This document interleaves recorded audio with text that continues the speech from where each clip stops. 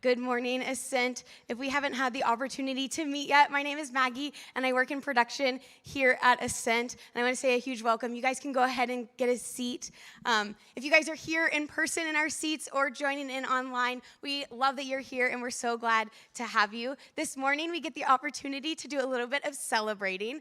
So if you haven't had a chance to meet Kaylee yet, Kaylee is our kids and families pastor, and and she is coming back from maternity leave. She has been out because she gave birth to her beautiful little girl, Mila, in January, and this is her very first Sunday back. And we just want to say a huge welcome and congratulations to you and your family. And then also with that, I do want to share about Terry. We want to honor Terry that in this time, she has done such an incredible job shouldering the jobs of two people throughout this number of weeks. And so we just want to say a huge thank you for the grace and the poise with which you carried that all, and great work. And we are so thankful for you. So yes, join me. So good, so good. We know that Ascent Kids is busy and that the alley is so fun and busy, so we want to let you guys get back to that. But a huge congratulations and welcome back, and a big thank you for all that you do and all that you're going to continue to do. Awesome. Yes, one more round of applause. With that, we also want to take the opportunity to thank each of you. Without your generosity, we really wouldn't be able to do any of the things we do here at Ascent. We wouldn't be able to have the staff that we have. We definitely wouldn't have been able to get some part-time support for Terry throughout the last few weeks. And so we just want to say a huge thank you. If you call Ascent home, if you are a part of our community and you want more information on that, you can scan the QR code on the chair in front of you. That will give you more information on ways to give, as well as just ways to get involved. And we would love for you to do that. Easter is coming up, everybody. Are you excited about that? I have a few things that I want to share with you about Easter. The first is we will be doing a Good Friday service on Friday the 18th at 7 p.m. It will look really different from a Sunday morning, but we want to invite you into that. We want you to have the opportunity to really walk through the Easter story by joining us on Good Friday and then joining us again on Easter. So that'll be 7 p.m. on Good Friday the 18th. And then on Easter, we will be having two services. So you won't be coming to your normal 10 o'clock service. It will either be at 9 a.m. or 10:45, and we would love for you to join us. We also think this is a really great opportunity for you to be a bringer, to invite your friends, invite your family, invite your neighbors. We want as many people as possible to be a part of Easter here at Ascent, and so we want you guys to be inviting. Easter at Ascent is a really great time, not just to really hear about the story of Jesus' death and resurrection, but also to catch who we are at Ascent. It's going to be a lot of fun, and we want you to be a part of that. We at Ascent say we want to be for the good of our city, and we work really hard to put on a number of events throughout the year that really help to share that. And actually on Easter, we will be starting our Sister Carmen food drive. Sister Carmen is one of our local partners that we work with, and they have let us know that they have some needs that we can meet. And so we are going to be launching our food drive on Easter Sunday, the 20th, and that will run through May 4th, and we would love for you to be a part of that, to partner with us in that. If you want more information, it's going to be ascentcc.org/justice and mercy, and we will get you all of the things that you need to know. All right, that is all that I have for you this morning. I'm going to pass it over to John. Go ahead and take it away. Thank you. I feel like Maggie has good bringer energy. Is that right, Maggie? Sure. A question for you this morning. How many of you in the room, by a show of hands, have ever sung in a choir before? Okay, so that's quite a number. Whitney, I want you to take this in. I want you to see these people who are raising their hand right now, because this is going somewhere. Easter Sunday morning, Whitney is putting together a choir, and I want you to think of the choir as less Brooklyn Tabernacle style and more Maverick City, for those of you who know what Maverick City is, like a worship mob. And we're wanting to bring some really good energy on Easter Sunday. So if you've raised your hand, so you're kind of committed. Doesn't mean you have to do it, but I see you. And would love for you to be part of the choir experience. I know that Whitney always brings like a ton of resources. So if you're feeling any sort of anxiousness or resistance, know that she's going to give you the songs well in advance. She's going to equip you well.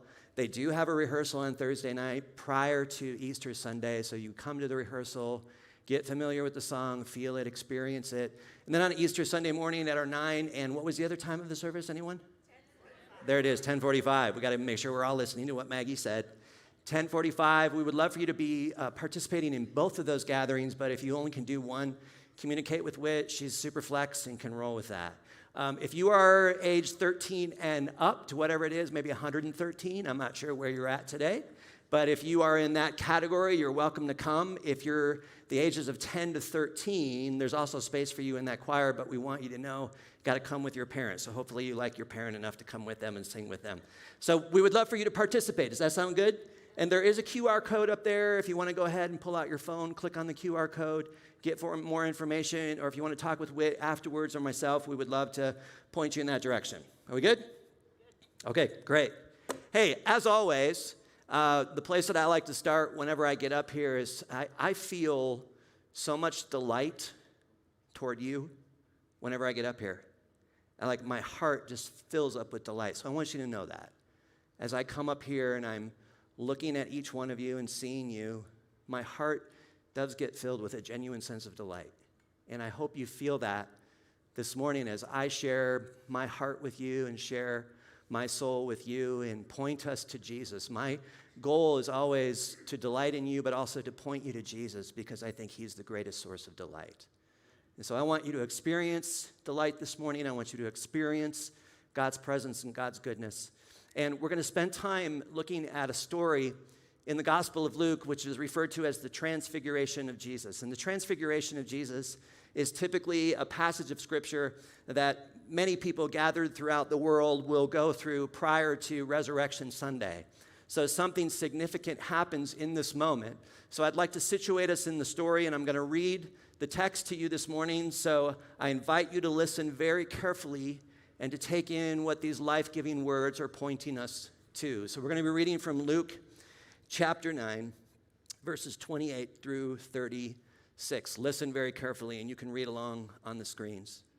About 8 days after Jesus said this, he took Peter, John, and James with him and went up on a mountaintop to pray.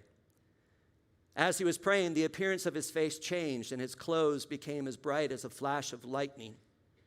2 men, Moses and Elijah, appeared in glorious splendor, talking with Jesus. They spoke about his departure, which was about to bring fulfillment at Jerusalem. Peter and his companions were very sleepy, but when they became fully awake, they saw his glory and the 2 men standing with him. As the men were leaving, Peter said to him, "Master, it is good for us to be here. Let us put up 3 shelters, one for you, one for Moses, and one for Elijah." He didn't know what he was saying. While he was speaking, a cloud appeared and covered them, and they were afraid as they entered the cloud. A voice came from the cloud saying, "This is my son, whom I have chosen. Listen to him." When the voice had spoken, they found that Jesus was alone. The disciples kept this to themselves, and they did not tell anyone at that time what they had seen. Now, the text tells us that 8 days prior to what they just experienced, these students of Jesus, these disciples or apprentices, as the language we've been using here at Ascent, are having a conversation with their rabbi, Jesus.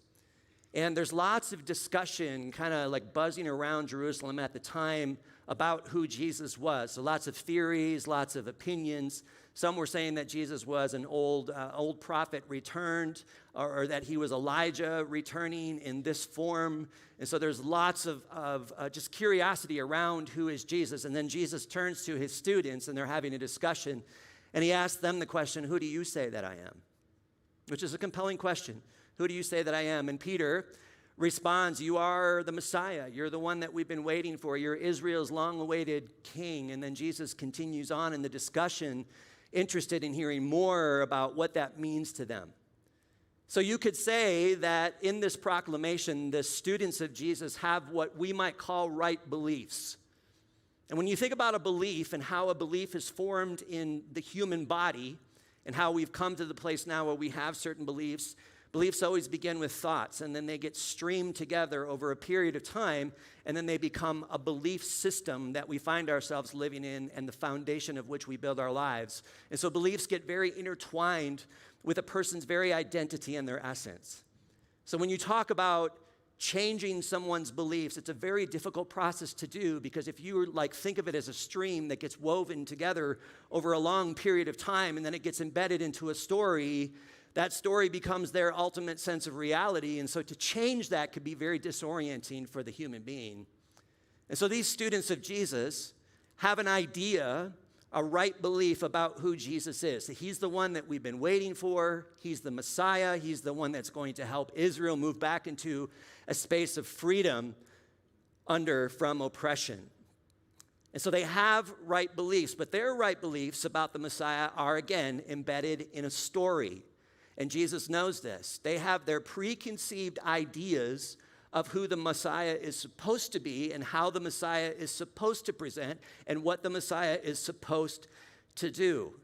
So what do you do when your belief system bumps up against something that's real, again, that creates a dissonance inside of the human experience, and they no longer match with what you see or what you believe to be true? That belief gets challenged, and you bump up against this Jesus who isn't matching with what you've been told. How do you feel?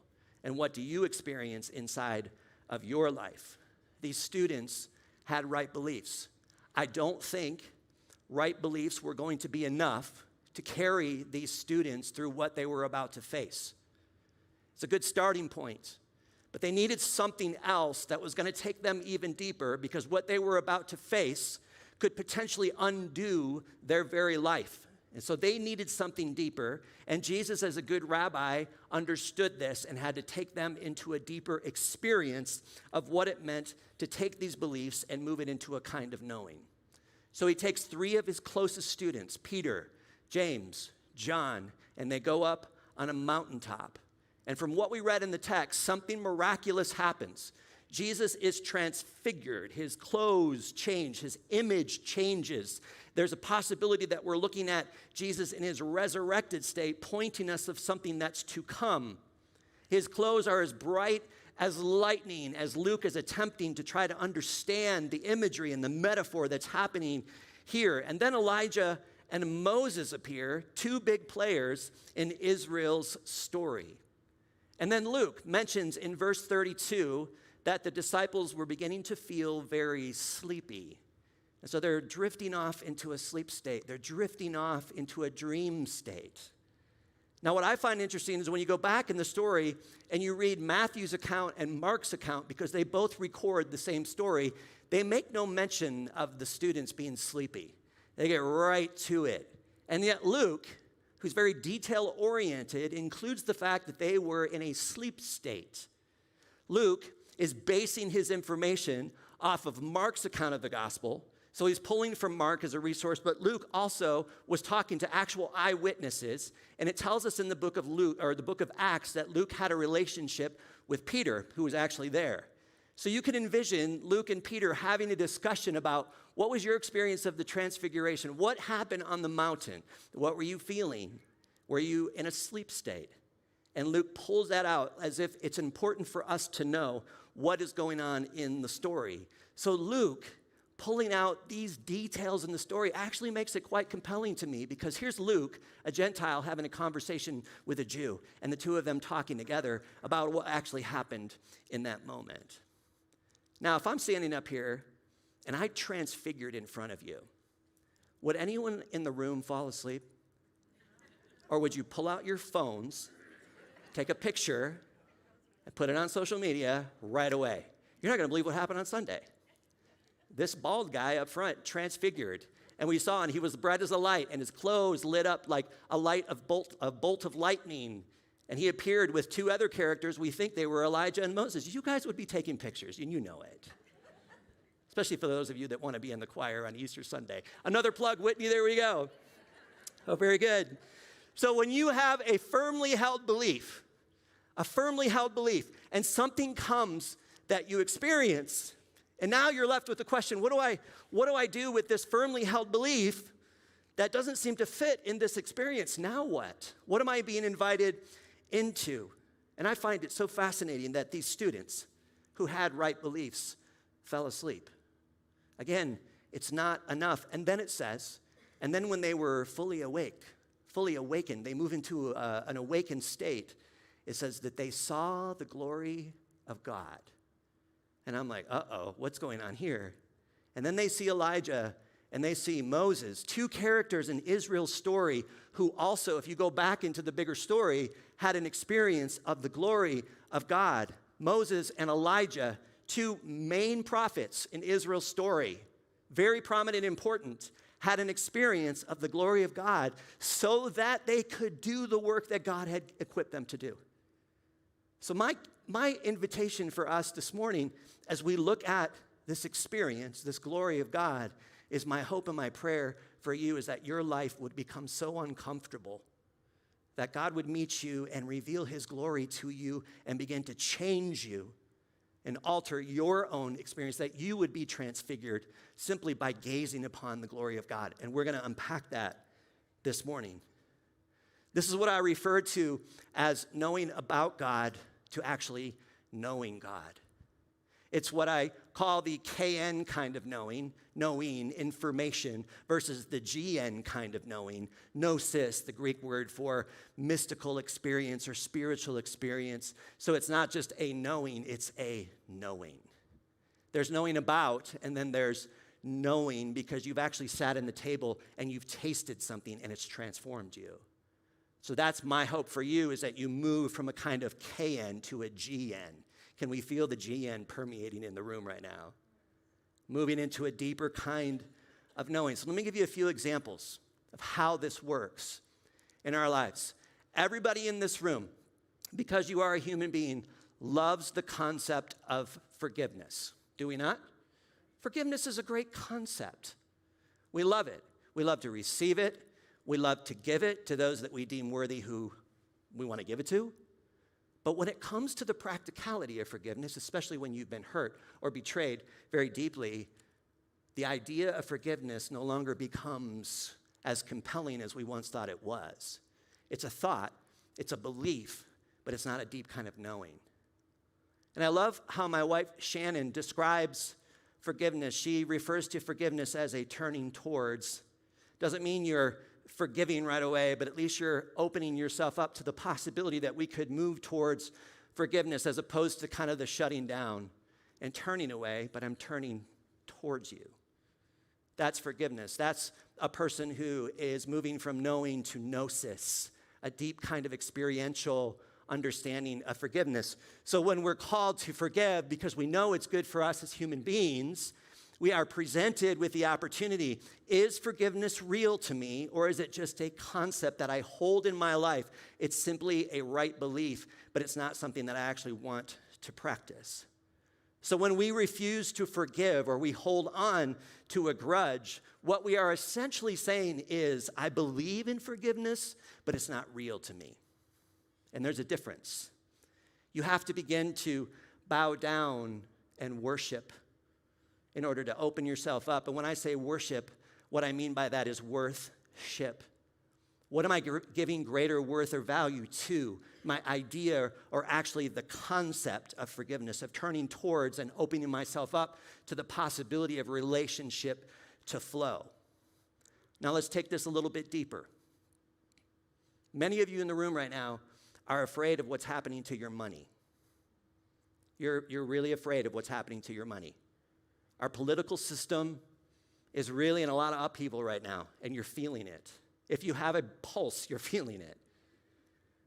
And you're afraid, and you're like, I don't know what's going to happen to my money right now. And you're lying awake at night wondering, is there going to be enough? Is it really going to come through?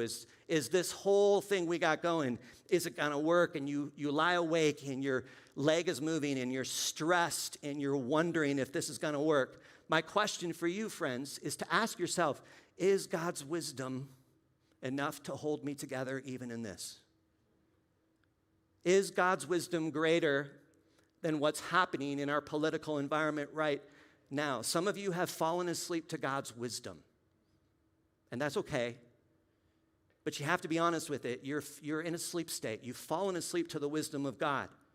And when we're in a dream state, what happens is we give ourselves over, we bow down to fear and uncertainty more because they become more real to us. We're giving more worth to our fear and our uncertainty, and our need to control and predict what's coming and what's going to happen. It's very normal in our human experience to feel this way.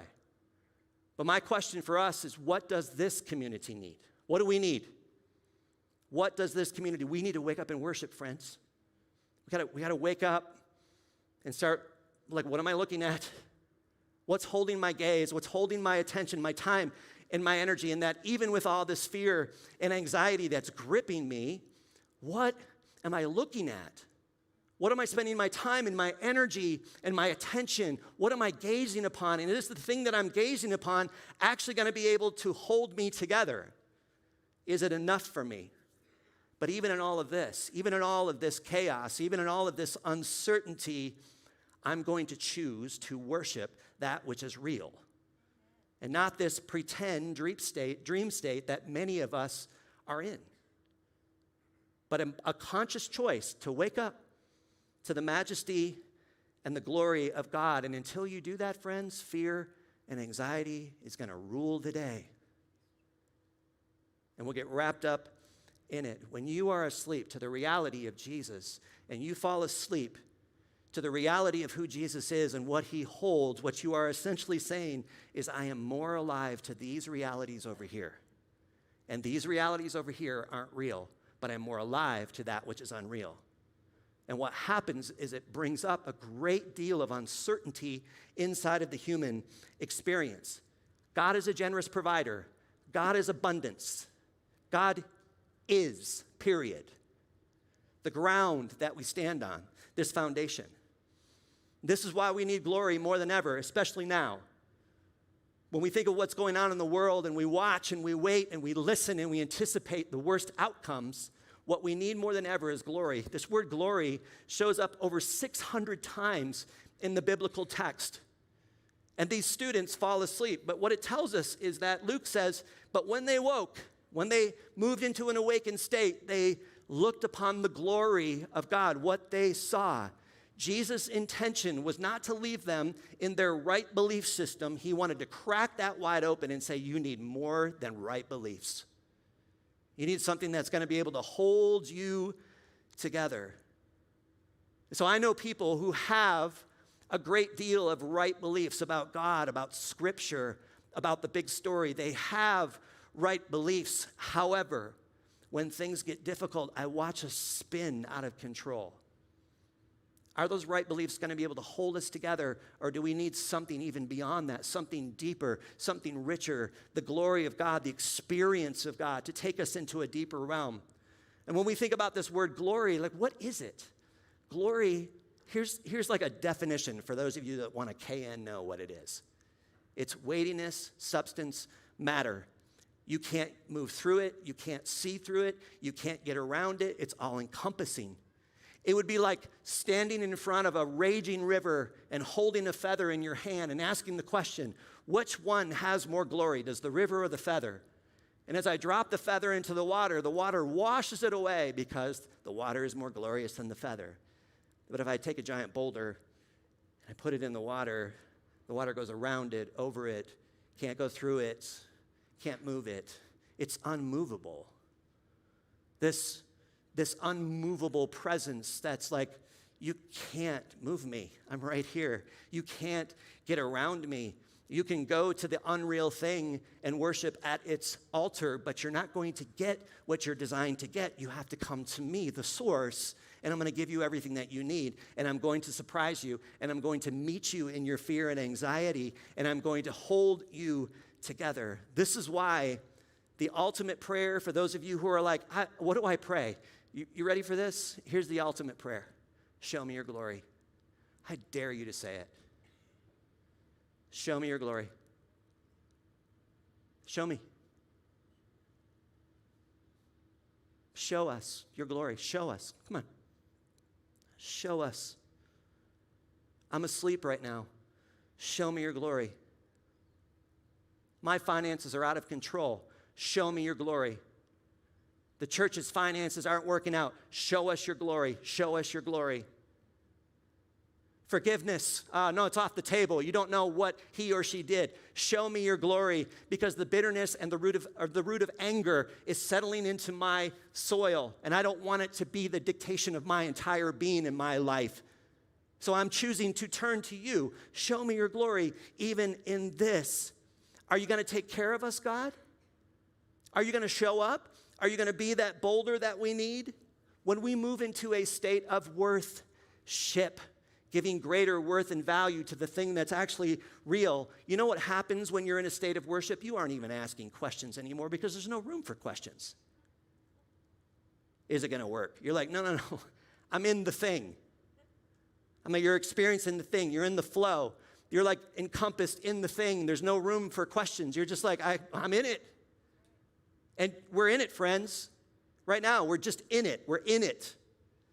God is in it with us, holding us together, whether we acknowledge it or not. We're actually in the thing. So how does somebody actually move from knowing about to actually knowing? If you go back into the Old Testament, what you'll see is these characters, Elijah and Moses, who have a direct experience with Yahweh. And Moses, who's leading the people through the great Exodus, goes up on a mountaintop. That seems to be where it happens. We live on a mountain, folks. How does it not get any closer than this? Moses is on a mountaintop, Exodus 33. And he's like, I want to see the glory of God.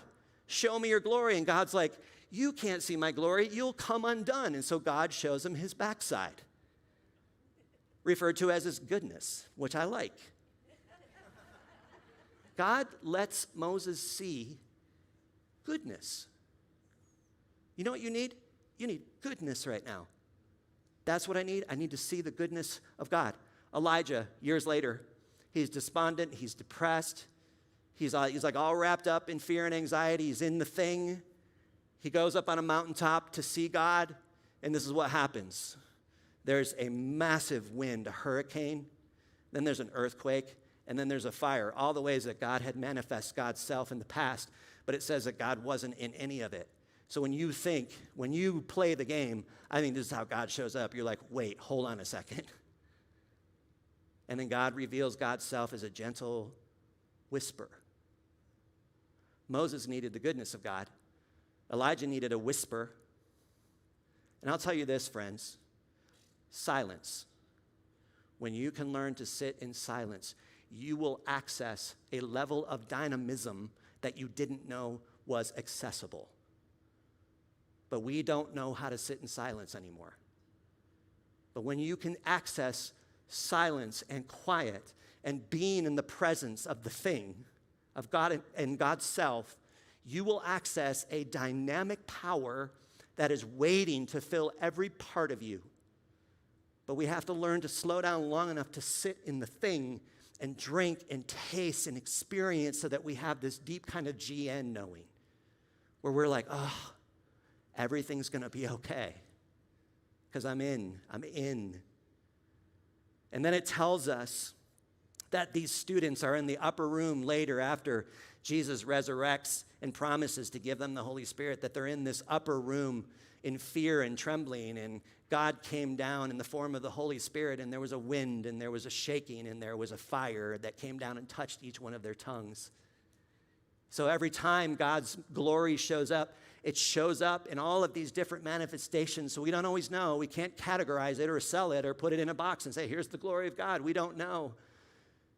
Moses got the goodness. Elijah got a whisper. These students get fire.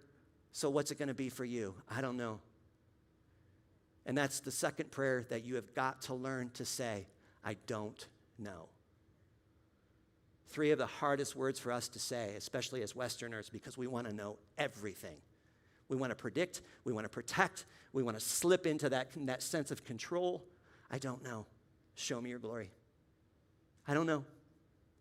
I don't know what's going to happen. Show me your glory. And then verse 34, it says that a cloud came down and overshadowed them, and they were overshadowed with this cloud. And if you think about this cloud, notice that what the text says is out of this cloud, a voice emerges. And it came out of the cloud and said, this is my son, listen to him. And the text tells us that he was standing alone. Elijah and Moses, great prophets, had spoken on behalf of God. And what does God say? Listen to him. The best form of spiritual direction that you can ever get is for a director or somebody to come into your life and to take your face and turn it towards Jesus. I guess Jesus is over here in this section. I'm not wrong. But for somebody to come into your life and just simply say, no, turn your face towards Jesus. Listen to him. Who are you listening to right now? MSNBC? Fox News?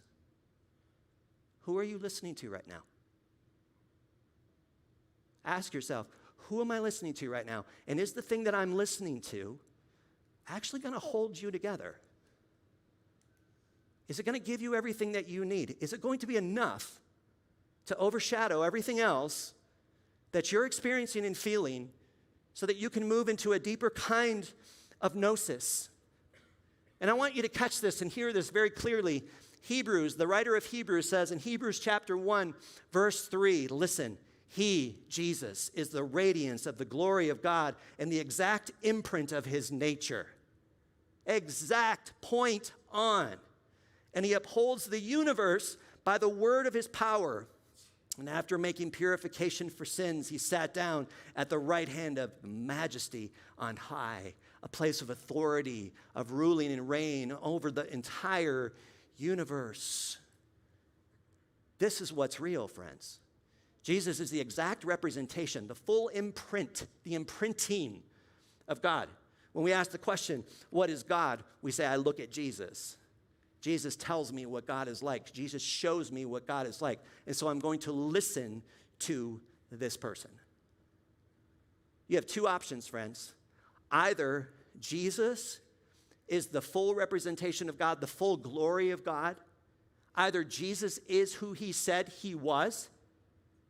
Either Jesus is worth every bit of our attention, our hearts, our lives, our focus, or it's all a sham and he's not worth our worship. And if that's the case, then all we're doing here is parking problems and noise. That's it. So you have to make a choice. What is it? Is he everything or is he just something? He's everything. Thank you. Somebody's awake. Did you notice Peter wants to get into a building campaign? And he builds 3 tents. And he's like, okay, let's get a tent for Elijah, Moses, and Jesus. And then the text tells us in parentheses, clearly he didn't know what he was doing. I don't know, like we should get some tents and put this in and maybe get people up on the mountain and they can visit all 3 of these people. And so often what we want to do is we want to control the thing. We want to control it.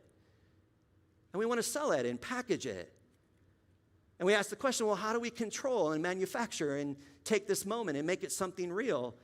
Can we be honest and admit the fact that we want to shrink God?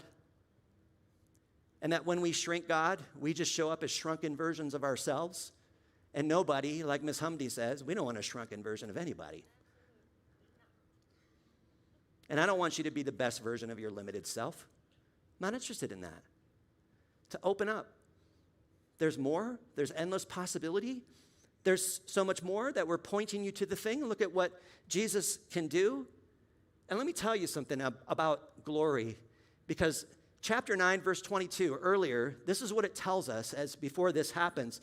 Jesus is talking to his disciples and he says, the Son of Man, the Messiah, must suffer many things and be rejected by the elders, the chief priests and scribes, and be killed, and on the 3rd day be raised. Their right beliefs were like, nah, that ain't it. And Jesus says, no, that's the path. That's the path of glory.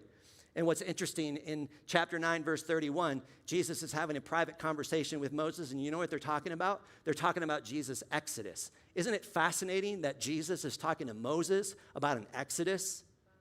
It's a story, right? There's like, oh, what's going on? Talking about an exodus. No, they're talking about Jesus' exodus to actually take those people who are in captivity to sin and decay and brokenness and says, I'm going to break the whole thing open and everybody's going to be free. That's what we're moving towards. So So he's breaking the whole thing open. God is doing a new thing through Jesus. God is in the midst of creating all things new right now, and we get to get in on that gig. So he's changing the whole thing, but it's done through the pathway of perceived weakness. So I don't know if your right beliefs are going to hold you together. Because let me remind you of a couple of things. Glory is losing. Anybody here interested in losing? I know that your ego doesn't want to lose. It can't. Well, what about you? Glory is losing. It's serving. It's self-giving love. It is dying. And Jesus moved through his exodus to set the world free, to lead us from captivity into wholeness. And that's what we get to celebrate. So question for you is, do you want to be a reflection of God's glory in the world? I want us to take a few moments before we sing and hold something with me. 70% of Americans are in a state of what is called chronic stress. You're chronically stressed, and some of you are addicted to it because your body only knows how to be in chronic stress. Your nervous system is out of whack. Your adrenals are firing. You're trying to control things that can't be controlled. My stress is a perception of a threat. So when I'm constantly on guard and feel like everything's going to be taken away from me and nothing's going to work out for me, I'm just in a constant state of stress. I call this resistance to existence. And when there is resistance to existence, flow is cut off. And you wonder why. I'm just chronically stressed. There's a better way where you don't resist existing, but you move through the resistance, and you don't dismiss the anxiety and the fear. You don't dismiss it. You just decenter it and place God back in its rightful place in your life. Yeah, the fear, the anxiety, the control, it's all welcome here. I've made space for it. I see what you're doing. I get it. You're trying to protect me, and I love you for that. But I need the Holy Spirit to be calling the shots in my life. So I'm going to listen to Jesus. And I'm not going to bow down and give greater worship to this thing or this thing that's absolutely not real. So I ask you this morning, what are you giving worship to? And is the thing that you're giving worship to going to hold you together? Is it designed to hold you together, especially in the time-space continuum where everything is temporary, friends? This is all temporary. Don't cling on to it too hard because it's elusive and it'll slip and it'll change, and before you know it, you lose everything. But there's still you and there's still God holding us together. So I ask you, as we sing this song, are you ready to pray? I don't know. Show me your glory. Do you have the courage to step into that? I think you do. And I think you want it. Because this ain't working, friends. It ain't working. And we just keep recycling the trauma over and over and over again. And God is calling us into something more real, more worthy of our attention, our time, our heart, and our focus. So I invite you to wake up and pay attention and listen to Jesus, turn your face, and see his glory.